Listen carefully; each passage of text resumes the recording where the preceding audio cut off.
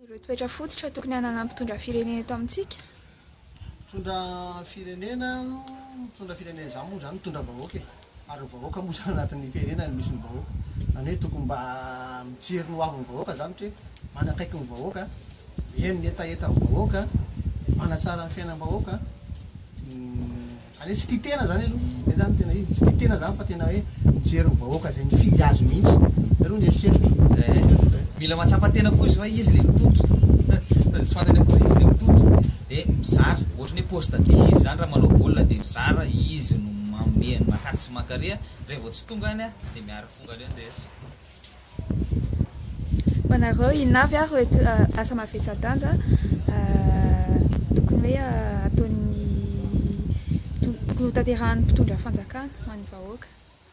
Ny asa mavesa-danja dia ny aloha zany tonga dia mifirina amin'ny vahoaka ihany izay zavatra mantsony vahoaka, ohatra hoe ny vidim-piainana, sosialim-bahoaka, ny fandriam-pahalemana izay mikasika ny vahoaka ray manontolo e. Satria zany ny vahoaka mifidy anao mba ho solon-tenany hitondra ny firenena fa tsy hoe anao firenena fa ny vahoaka zany no tena tompony tompona andraikitra sy ny tompony fahefany fa ny mpitondra firenena matetika nomena lalana kely fotsiny, nomena fahefany mindrana fa tsy tompony.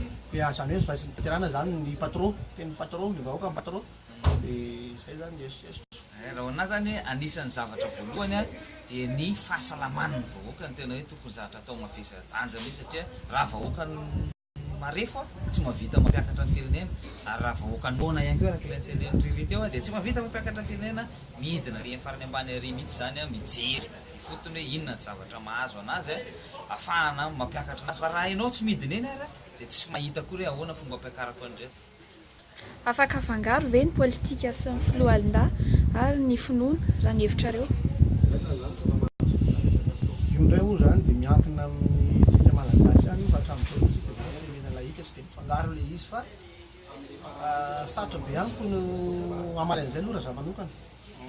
Raha izaho no mpitondra zao raha izaho tsy mampaninana mitondra an'izay hoe afangaro. Fa ilay olona hitondra ve ohatrany ahoana hoe miankina amin'ny tsirairay io zany fitretako anazy. Fa izaho tsy dia misy ambarany amin'izay.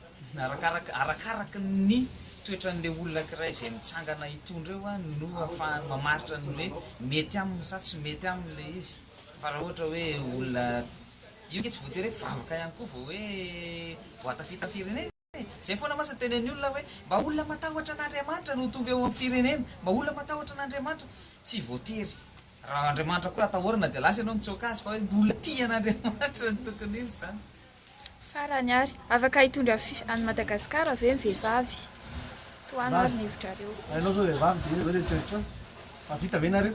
Mavita ny vehivavy. Na mavita zany. Mavita zany keo vehivavy misy mamaly. Eno maro zany tokony hoe havita daholo teto amintsika moa efa napetraka ilay mira lenta. Dia mira lenta zany dia hoe tokony hoe havita hitondra ny firenena izy raha tany ivelany tany nge dia nisy ilay fifidianana izay natao Donald Trump dia izy moa Hillary fa efa saika lahy le ray saika vehivavy mitondra zany hoe zay le izy zany dia hoe tokony hety zany le izy raha ny tena marina.